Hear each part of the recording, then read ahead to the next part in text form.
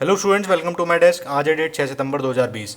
आज इस वीडियो में हम डिस्कस करेंगे कि आपकी सभी एग्जाम्स में करंट अफेयर्स से रिलेटेड आज के डेट से कौन कौन से क्वेश्चंस बन सकते हैं। तो पेन पेपर ऑन कर लीजिए और सभी इंपॉर्टेंट फैक्ट्स को नोट डाउन करते चलिए और वीडियो को अंत तक देखिए ताकि आपका कोई भी इंपॉर्टेंट फैक्ट मिस ना हो। आपकी पहली अपडेट है आज की।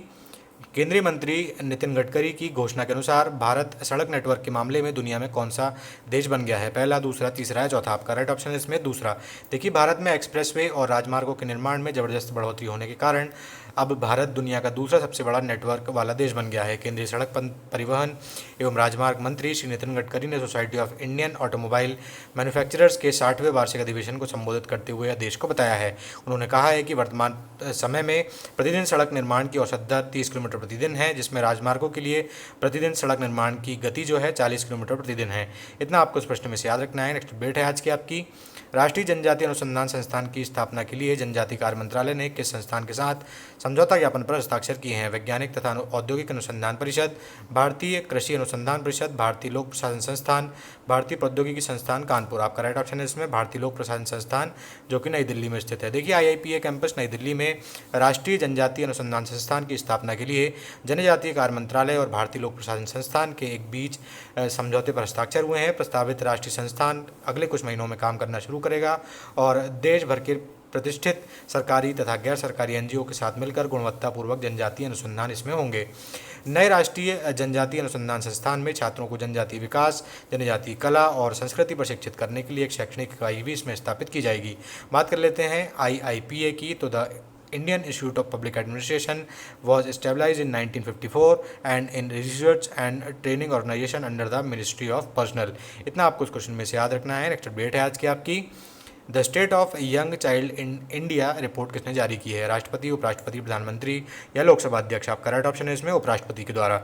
देखिए, उपराष्ट्रपति वेंकैया नायडू ने the state of young child India report जारी की है, जिसमें कि भारत में बाल विकास से संबंधित चुनौतियों का एक व्यापक ब्यौरा दिया गया है। यह रिपोर्ट मोबाइल क्रैच द्वारा एक नीति व कला संगठन के द्वारा तैयार की गई है, जो कि पूरे भारत में वंचित बच्चों के साथ में काम करता है। रिपोर्ट से हवाला देते हुए उपराष्ट्रपति ने बताया कि भारत में 6 वर्ष से कम उम्र के 159 मिलियन बच्चों में से 21% कुपोषित हैं, वहीं 36% कम वजन के हैं और 38% पूर्ण टीकाकरण प्राप्त नहीं कर पा रहे हैं। इस रिपोर्ट ने व्यक्तिगत, घरेलू और देश के स्तरों पर प्रारंभिक बचपन विकास में निवेश पर भारी रिटर्न के दुर्गम सबूतों को भी इंगित किया है। बात कर लेते हैं इसके द्वारा जारी इंडेक्स की। तो यंग चाइल्ड आउटकम इंडेक्स इसे कहा गया है। पर रैंकिंग और मूल्यों के आधार पर केरल, गोवा, त्रिपुरा और तमिलनाडु ने अच्छा प्रदर्शन किया है, शीर्ष प्रदर्शन किया है, और जबकि 8 राज्य असम, मेघालय, राजस्थान, छत्तीसगढ़, मध्य प्रदेश, झारखंड, उत्तर प्रदेश और बिहार ने औसत से कम प्रदर्शन इसमें किया है। इतना आपको इस प्रश्न में से याद रखना है। नेक्स्ट अपडेट है आज की आपकी। शिक्षक दिवस पर राष्ट्रपति के द्वारा कितने शिक्षकों को राष्ट्रीय शिक्षक पुरस्कार से सम्मानित किया गया है? 23, 38, 47 या 56? आपका राइट ऑप्शन है इसमें 47। देखिए, कविता और कहानी से गणित पढ़ाने वाले सिक्किम के शिक्षक लोमस धुंगेल और 300 वीडियो बनाकर छात्रों को गणित समझाने वाले छिंदवाड़ा के मोहम्मद शाहिद समेत 47 शिक्षकों को राष्ट्रपति रामनाथ कोविंद के द्वारा अभी राष्ट्रीय शिक्षक पुरस्कार से सम्मानित किया गया है। कोविंद ने वीडियो कॉन्फ्रेंसिंग के जरिए इन शिक्षकों को सम्मानित किया है। इनमें की 2 शिक्षक दिव्यांग श्रेणी के हैं। इनमें अहमदाबाद की नेत्रहीन स्कूल की शिक्षिका श्रीमती जोशी सुधा गौतम भाई और बिहार के बेगूसराय के दृष्टिहीन शिक्षक संत कुमार साहनी भी शामिल हैं। ये शिक्षक 36 राज्यों और केंद्र शासित प्रदेशों के अलावा 7 संगठनों के भी हैं। इनमें केंद्रीय विद्यालय, जवाहर नवोदय विद्यालय, केंद्रीय माध्यमिक शिक्षा बोर्ड, एटॉमिक शिक्षा बोर्ड सोसाइटी के भी शिक्षक शामिल हैं। ठीक है, किसकी याद में मनाया जाता है? सर्वपल्ली राधाकृष्णन जी की याद में यह दिवस यानी कि शिक्षक दिवस मनाया जाता है 5 सितंबर को। उनका जन्म 5 सितंबर 1888 को हुआ था और 1962 से जब वे भारत के दूसरे राष्ट्रपति बने थे, शिक्षक दिवस उनके जन्म दिवस पर मनाया जाने लगा था। इतना आपको इस प्रश्न में से याद रखना है। नेक्स्ट अपडेट है आज की आपकी।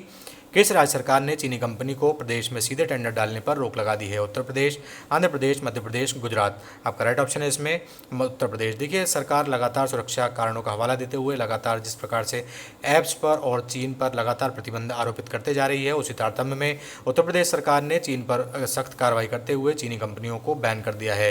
योगी सरकार ने प्रदेश के सभी विभागों को इस बाबत आदेश दिए हैं कि सभी सरकारी विभागों को प्रतिबंध तत्काल लागू करने के आदेश दिए गए हैं। कहा गया है कि सरकारी सरकारी खरीद में चीन समेत कुछ निश्चित देशों के बिडर्स और कंपनियों के शामिल होने पर रोक रहेगी। इसके पहले भी योगी सरकार ने कुछ चीनी कंपनियों के टेंडर रद्द किए थे।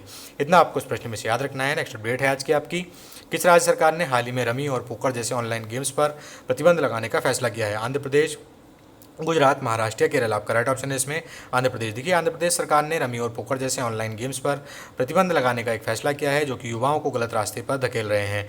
कैबिनेट के निर्णय के अनुसार ऑनलाइन जुए के आयोजकों को पहली बार में अपराध करने पर 1 साल के लिए जेल जानी होगा, वहीं दूसरे अपराध के लिए जुर्माने के साथ में 2 साल तक जेल की सजा हो सकती है। सूचना मंत्री परनी वेंकटरामैया ने कहा है कि ऑनलाइन गेम खेलते हुए पकड़े जाने पर लोगों को 6 महीने तक की सजा भी इसमें प्रावधानित की जाएगी। बात कर लेते हैं आंध्र प्रदेश की, तो राजधानी है अमरावती, सीएम है जगन मोहन रेड्डी, राज्यपाल हैं बी हरिचंदन। इतना आपको इस प्रश्न में से याद रखना है। नेक्स्ट अपडेट है आज की आपकी, सुप्रीम कोर्ट ने हाल ही में किस शहर की 140 किलोमीटर लंबी रेल पटरियों के किनारे बसी 48,000 झुग्गी झोपड़ियों को हटाने का निर्देश दिया है? दिल्ली, मुंबई, जयपुर या भोपाल? आपका राइट ऑप्शन है इसमें दिल्ली।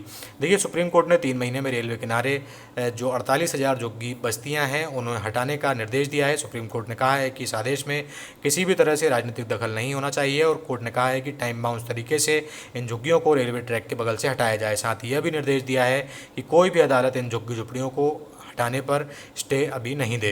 बात कर लेते हैं दिल्ली की, तो अरविंद केजरीवाल सीएम हैं और उपराज्यपाल हैं अनिल बैजल। इतना आपको इस प्रश्न में से याद रखना है। नेक्स्ट अपडेट है आज की आपकी, अपनी पहली मानवयुक्त परीक्षण उड़ान पूरी करने वाली कार कंपनी स्काई ड्राइव किस देश की एक कंपनी है?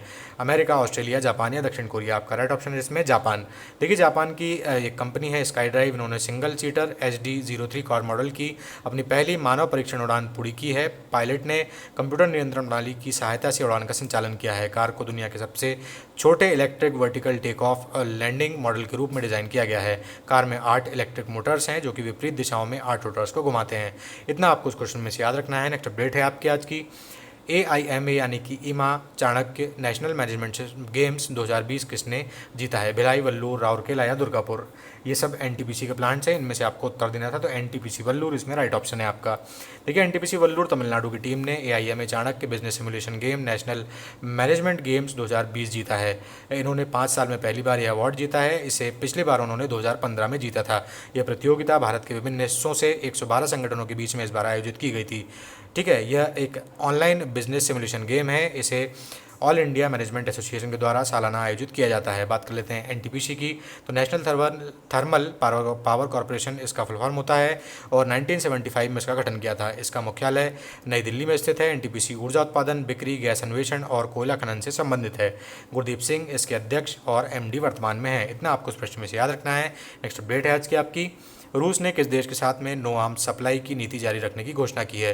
भारत, पाकिस्तान, चीन या सऊदी अरब? आपका राइट ऑप्शन है इसमें पाकिस्तान के साथ में। देखिए, रक्षा मंत्री राजनाथ सिंह अभी रूस के दौरे पर हैं, जहां पर शंघाई सहयोग संगठन की बैठक में उन्होंने हिस्सा लिया है। 2 सितंबर 2020 को वे मॉस्को पहुंचे थे। वहां पर रूस ने यह आश्वासन रक्षा मंत्री को दिया है कि वे पाकिस्तान को किसी भी प्रकार की हथियारों की आपूर्ति नहीं करेंगे। रूस ने पाकिस्तान के साथ नो आर्म्स सप्लाई की पॉलिसी जारी रखने की घोषणा की है, यानी कि पाकिस्तान को किसी भी तरह के बड़े हथियार सप्लाई रूस की तरफ से नहीं किए जाएंगे। रूस भारत को सबसे ज़्यादा हथियारों की आपूर्ति करने वाला देश है, जिसमें कि परमाणु ऊर्जा से चलने वाली सबमरीन भी शामिल है। बात कर लेते हैं इसमें रूस की, तो राजधानी है मॉस्को, राष्ट्रपति हैं व्लादिमीर पुतिन और मुद्रा है रूसी रूबल। इतना आपको इस प्रश्न में से याद रखना है। चलते हैं उस प्रश्न की ओर जो आपको कल के लिए दिया गया था। तो इंद्र नेवी सैन्याभ्यास किन 2 देशों के मध्य आयोजित किया जा रहा है, ये आपका प्रश्न था। इसमें आपके ऑप्शंस थे भारत जापान, भारत ऑस्ट्रेलिया, भारत रूस या भारत कजाकिस्तान। इसमें आपका राइट ऑप्शन था भारत रूस। देखिए, इंद्र नेवी अभ्यास के 11वें संस्करण भारतीय नौसेना और रूसी नौसेना के बीच में द्विवार्षिक द्विपक्षीय समुद्री अभ्यास बंगाल की खाड़ी में 4 से 5 सितंबर तक निर्धारित है। 2003 में शुरू किया गया यह अभ्यास नौसेनाओं के बीच में दीर्घकालिक रणनीतिक संबंधों का प्रतीक है और इंदिरा नेवी अभ्यास 20 का प्राथमिक उद्देश्य 2 नेवियों के द्वारा पिछले वर्षों में निर्मित अंतर संचालन को मजबूत करना है और बहुआयामी समुद्री अभियानों के लिए समझ और प्रक्रियाओं को बढ़ाना है। भारतीय नौसेना को निर्देशित मिसाइल विध्वंसक रणविजय, स्वदेशी फ्रिगेट सह्याद्री और फ्लीट टैंकर शक्ति के द्वारा उनके अभिन्न हेलीकॉप्टरों के साथ में प्रतिनिधित्व किया जाएगा। अभ्यास का आखिरी संस्करण दिसंबर 2018 में विशाखापट्टनम में संपूर्ण हुआ था। ठीक है, इतना आपको इस प्रश्न में से याद रखना है। चलते हैं आज आपके प्रश्न के लिए, जिसका आपको आंसर करना है। हाल ही में G20 के विदेश मंत्रियों की आभासी बैठक किस देश ने बुलाई है? जापान, भारत, रूस या सऊदी अरब? मैं आपसे फिर से एक बार कहूँगा दोस्तों कि जब भी आप अपना आंसर कमेंट बॉक्स में लिखा करें तो जितना हो सके उतना डिटेल में उसे लिखा करें, क्योंकि कोई भी चीज़ जब आप एक बार डिटेल में लिख देते हैं तो दोबारा फिर आप उसे कभी फिर भूलते नहीं हैं। आज की वीडियो में दोस्तों बस इतना ही। अगर आपको वीडियो पसंद आए तो आप उसे लाइक कर सकते हैं, अपने दोस्तों तक शेयर कर सकते हैं और चैनल को सब्सक्राइब करना बिल्कुल ना भूलिए। धन्यवाद।